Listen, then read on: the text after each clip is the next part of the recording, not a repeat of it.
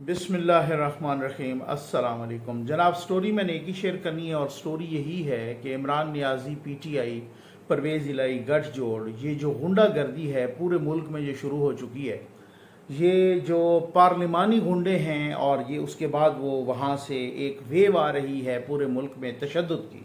Punjab assembly में क्या हुआ, डिप्टी स्पीकर पर पीटीआई और काफ लीग के गुंडों ने हमला कर दिया।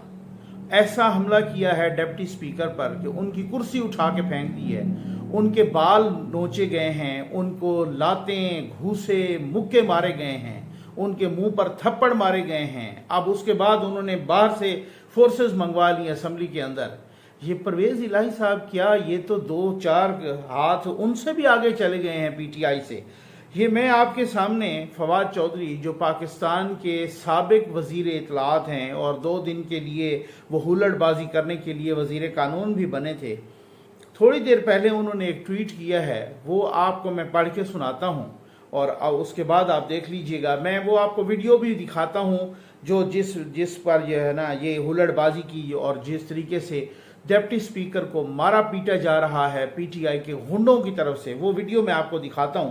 लेकिन ये पहले ज़रा फवाद चौधरी का ये ट्वीट देख लें जो उन्होंने अभी थोड़ी देर पहले किया।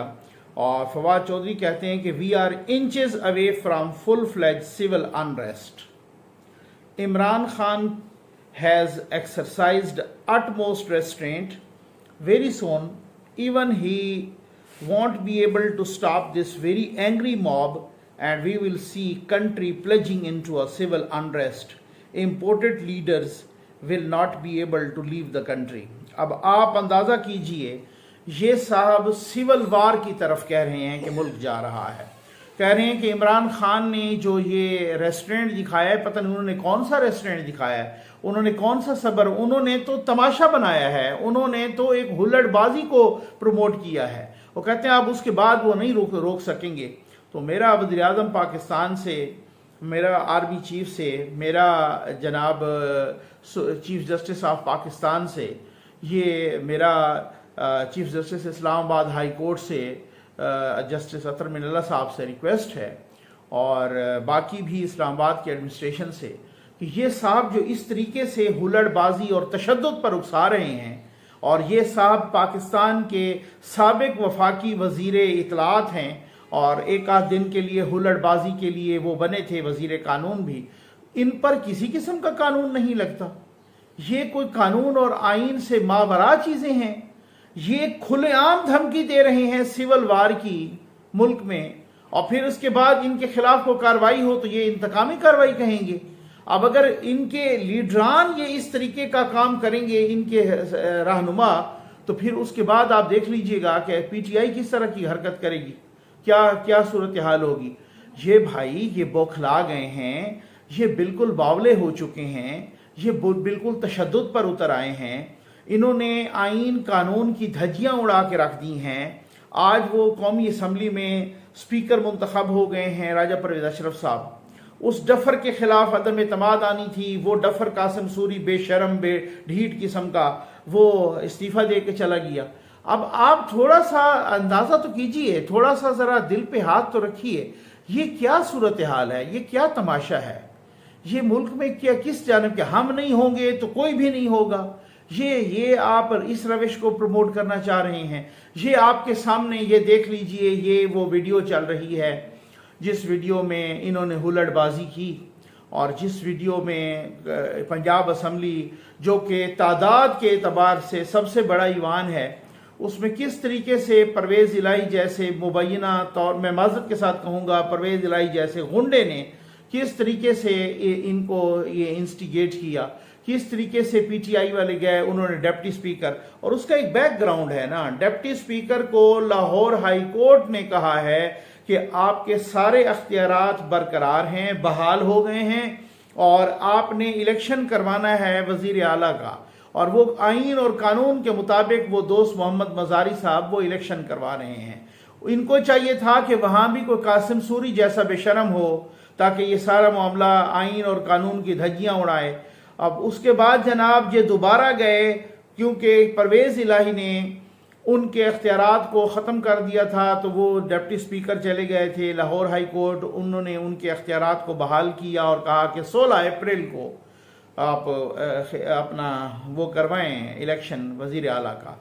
उसके बाद जनाब फिर ये गए और इन्होंने फिर यहाँ लाहौर हाई कोर्ट में फिर वो एप्लीकेशन दी पीटीआई और परवेज़ इलाही ने, और फिर इनको मुंह की खानी पड़ी और फिर लाहौर हाई कोर्ट ने कहा कि नहीं, उनके अख्तियारात उसी तरह से बहाल हैं, बरकरार हैं और वही इलेक्शन करवाएंगे। अब उसको आईनी अपनी ड्यूटी जो है वो परफॉर्म नहीं करने दी जा रही और चौधरी परवेज़ इलाही दूर से जनाब उनको शाबाशें दे रहा है। ये सूरत हाल है। ये क्या, ये असल में बौखलाहट का शिकार। मुझे हामिद मीर साहब की एक बात याद आ गई। वो थोड़ी देर पहले कह रहे थे कि परवेज़ इलाही साहब ये ऐसा क्यों कर रहे हैं, उनके खिलाफ कुछ ऐसी ख़तरनाक चीज़ें हैं और वो कहते हैं कि एक ऐसी ख़तरनाक चीज़ मेरे पास भी है कि अगर वो मैंने पब्लिश कर दी तो वो मुंह दिखाने के काबिल नहीं रहेंगे। वो बहुत सारी चीज़ें हैं, बहुत सारी ऐसी चीज़ें हैं जो इनको कहीं का नहीं छोड़ेंगी। पूरे का पूरा तोशा खाना खा गए इमरान नियाजी और पिंकी पीरनी साहबा, वो पूरे का पूरा तोशा खाना खा गए। ये इस पे तो मैं एक अलग से दबंग वीडियो बनाता हूँ जो कि इसके बाद जो कि बहुत ही डिटेल्ड आप देखेंगे। वो तकरीबन कह रहे हैं कि कोई राउंड अबाउट 55 से 60 गिफ्ट टोटल मिले थे। बहुत कीमती कीमती करोड़ों रुपए के गिफ्ट हैं। वो सारे के सारे कुछ के तो इन्होंने तोशा खाने में को लाखों जमा करवा के करोड़ों के बाहर बेच दिए और कुछ की तो कीमत ही अदा नहीं की। वो पूरे का पूरा तोशा खाना यानी अवाम के लिए कहा कि तुम्हारे लिए लंगर खाने और हमारे लिए तोशा खाने, यानी आप अंदाजा कीजिए अवाम को लंगर खाना दे दिया और खुद तोशा खाना खा गए, पूरे का पूरा मिलिया मेट कर गए। अब आप देखिए, ये वो साहब हैं जो कहते हैं मुझे तो अल्लाह ने बहुत दिया हुआ है, मुझे तो किसी चीज़ की ज़रूरत नहीं है, लेकिन शायद घड़ी की ज़रूरत उनको थी, क्लाशनिकोव की ज़रूरत थी। वो AK-47 सऊदी अरब से शहज़ादा आए थे, वो शहज़ादा फ़हद साहब, उन्होंने AK-47 गोल्ड की दे दी उनको ना, उनकी तस्वीर भी है और वो साथ वो करा रहे हैं AK-47 तो गोल्ड में पूरी की पूरी सोने की, वो भी ये खा गए। घड़ी दी शहज़ादा मोहम्मद बिन सलमान ने, वो जनाब वहाँ जाके बेच दी। भाई अगर आप तोहफे सारे खा भी गए हो तो कम से कम पास तो रखो, उनको बेचना तो तोहफा देने वाले की भी इंतहाई तौहीन है। उसके बाद वो इतने नाराज़ हुए, आप यकीन कीजिए, जिसकी कोई हद नहीं। और ऐसे अगर मैं आपको एक तोहफा देता हूँ और मुझे पता चलता है कि दूसरे दिन आप उसी तोहफे को बाजार में जाके बेच रहे हो, अब आप, और ख़ास तौर पे जो सरबराहान की तरफ से होते हैं वो तो बिल्कुल ही डिफरेंट सूरत हाल होती है। बहुत सारी चीज़ें हैं। ये क्यों कह रहे हैं कि ये सिविल अनरेस्ट की तरफ हम जा रहे हैं, सिविल वार की तरफ जा रहे हैं, फवाद चौधरी तशद्दुद पर उकसा रहे हैं, और ये क्यों कह रहे हैं, उसकी वजूहात हैं। उसकी वजह ये है कि इनके खिलाफ केसेस हो चुके हैं बहुत ज़्यादा तैयार। अब ये तोशा खाने वाला केस भी सुना है कि नैब को जा रहा है, और बाकी भी जो रेलिवेंट प्लेटफॉर्म्स हैं वो भी उसी तरह से एक्टिव हो गए हैं। पंजाब में हमजा शहबाज को वज़ीर आला बनने से कोई नहीं रोक सकता। उनके पास 198 मेंबरान हैं, 198, 198 या 200, ठीक है, और इनके पास नहीं है। तो अब आप खुद बताएं कि जब वो खुद जो मुनहरिफ हैं जी, इन्होंने लोटे फेंकने शुरू किए डिप्टी स्पीकर पर भी और दूसरों पर भी।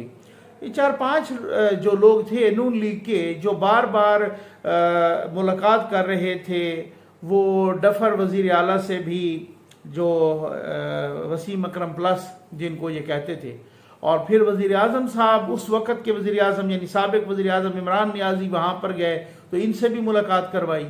वो हर दूसरे महीने आके एक सेशन कर लेते, एक मुलाकात कर लेते, एक सिटिंग कर लेते उस वक़्त के वज़ीर आला उस्मान बुज़दार के साथ। उनके हलकों में अरबों रुपए दिए गए, फ़ंड दिए गए, करोड़ों रुपए के फ़ंड दिए गए, उनके हलकों में काम करवाए गए, उनको सियासी रिश्वतें दी गईं। वो लोटे नहीं थे, वो भी तो उसी तरह लोटे थे। वो लोटे आपको प्यारे हैं, वो हलाल लोटे हैं, और आपकी अपनी जमात पे आपके मुंह पे थप्पड़ मार के इतने सारे लोग मुनहरिफ होके वहाँ चले गए तो वो हराम लोटे हैं।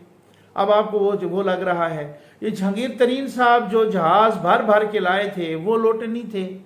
अब आप बताएं कि जहांगीर तरीन साहब जिस तरीके से उन्होंने नून लीग की मेजॉरिटी को माइनॉरिटी में कन्वर्ट कर दिया था पंजाब में, तो उस वक्त आपको समझ नहीं आई थी। उस वक्त आपको ये पता नहीं था कि किस तरीके से किसका हम हक मार रहे हैं। उनकी अक्सरियत थी और उनको वहां पे हुकूमत नहीं बनाने दी गई, उस वक्त आपको पता नहीं था। चौधरी परवेज इलाही को जिस तरीके से जरदारी साहब ने भी कहा है कि जब औलाद बड़ी हो जाए तो वो फिर उनसे गलतियां हो जाती हैं या गलतियां करवा दी जाती हैं, जिस तरीके से जलील ख्वार कराया है मुनिस इलाही ने, वो एक अपनी मिसाल आप है। अब ये क्या करना चाह रहे हैं? अब ये चौधरी परवेज इलाही चीख रहे हैं कि जनाब डिप्टी स्पीकर ने बाहर से फोर्स मंगवा ली है। फिर आप चीखते हैं कि रात के 12 बजे अदालतें क्यों लगती हैं। रात के 12 बजे अदालतें इस वजह से लगती हैं कि आपकी गुंडागर्दी को रोकना होता है। रात के 12 बजे अदालतें इस वजह से लगती हैं कि इमरान नियाजी और परवेज इलाही की गुंडागर्दी को रोकना होता है, इनकी बदमाशी को रोकना होता है, इनके तशद्दुद को रोकना होता है। रात के 12 बजे इस वजह से अदालतें लगती हैं कि आपको जब पता चलता है कि हमारे इर्द गिर्द घेरा तंग हो रहा है और हम खा पी के डकार भी नहीं लिया, वो सारी चीजें सामने आ रही हैं। अभी तो बड़ी बातें सामने आनी हैं। अभी तो मेरे भाई थोड़ा सा सब्र रखें। अभी तो सुना है कि किसी बेनामी, जरा सुनिएगा जरा जुमला सुनिएगा। अभी तो सुना है, पता चला है कि मुबैना तौर पर किसी बेनामी औलाद के नाम पर एक ऑफशोर कंपनी बनाई गई। बेनामी औलाद, ठीक है, ट्राई टू अंडरस्टैंड इट। बेनामी औलाद के नाम पर मुबैना तौर पे एक ऑफशोर कंपनी बनाई गई और उस ऑफशोर कंपनी में करोड़ों डॉलर ट्रांसफर किए गए। अभी तो बहुत कुछ सामने आना है। अभी थोड़ा सा रुक जाइए। अभी तो 4 दिन हुए। अभी तो आज कल में कैबिनेट अपना हल्फ उठा लेगी। अभी तो आज स्पीकर कौमी असम्बली का इंतखाब हुआ है, फिर डिप्टी स्पीकर का, फिर इसी तरीके से जनाब कैबिनेट ने आज कल में आ जाना है। तो अब आप देख लें, जरा थोड़ा सा हौसला रखें। अभी तो आपके बहुत पोल खुलेंगे। ये 2.5 दिनों में जब आपके इतने पोल खोले हैं कि करोड़ों रुपए के आप तोशा खाने के सारे गिफ्ट हड़प कर गए हो, कुछ के पैसे दिए लाखों में और करोड़ों में जाके बेचे और कुछ के दिए ही नहीं है, और वो सारे, उसकी तो मैं पूरी डिटेल देता हूं ना आपको अगली वीडियो में। और फिर उसके बाद क्या सूरत हाल, बाकी किस तरह के घपले चले हैं यहाँ पे। अभी थोड़ा हौसला रखें। आपका तड़पना बनता है, आपका फुड़कना बनता है, क्योंकि आपको अपनी सियासी मौत नजर आ रही है। आपको नजर आ रहा है कि जिस तरीके से foreign funding open and shut case है, उसकी रोजाना की बुनियाद पर वो शुरू हो चुकी है समाअत। इलेक्शन कमीशन ऑफ पाकिस्तान ने कहा है कि अब समाअत रोजाना की बुनियाद पे होगी। आपको लग रहा नहीं, आपको यकीन हो गया है। और उन्होंने तो किसी ने कहा भी नहीं है। आपके यूथी और मालशिया पालशिया साफी और यूट्यूबर FFL कह रहे हैं कि बस अब इनको बिल्कुल जनाब प्लान है, पक्का प्लान है इनको नाअहल कराने का। तो भाई बात ये है, समझ आ गई ना आपको ना। थोड़ा सा हौसला रखें, बहुत कुछ होने को है, बहुत कुछ। आपको समझ भी नहीं आएगी कि ये क्या सूरत हाल है। अब ये जो मैं आज कराची जाऊं तो मैं आज फलां जगह जाऊं तो ये अवाम निकले तो ये वो हो, जो कुछ भी हो जाए, कुछ भी कर लो, वो केसेस नहीं रुकेंगे। अब वो स्कैंडल्स नहीं रुकेंगे, वो घेरा तंग होता नहीं रुकेगा, वो फॉरेन फंडिंग केस नहीं रुकेगा, वो आरिफ नकवी जो अभी अमेरिका के हवाले हो रहा है और उसको जो है ना जिस तरीके से उन्होंने उस आरिफ नकवी ने नाम लिया है आपका, वो उस तरीके से सवाल ही पैदा नहीं होता। वो सारी चीजें नहीं रुकेंगी। आप भले कोई नारे लगा दो, आप भले कुछ भी कर लो, ये थोड़ा सा हौसला रखें। और कौम यूथ को भी पता है कि क्या हो रहा है। इस वजह से ये मुल्क में आग लगाना चाह रहे हैं, ये मुल्क में तशद्दुद की हवा को प्रमोट करना चाह रहे हैं कि किसी तरीके से ऐसी सूरत हाल हो जाए कि कोई ऐसी गंभीर, जैसे इन्होंने 9 तारीख को रात को कोशिश की थी कि कोई मार्शल लॉ लग जाए, कोई ऐसी सूरत हाल पैदा हो जाए, तो तुम्हारे गलीज अज़ाइम पूरे नहीं होंगे।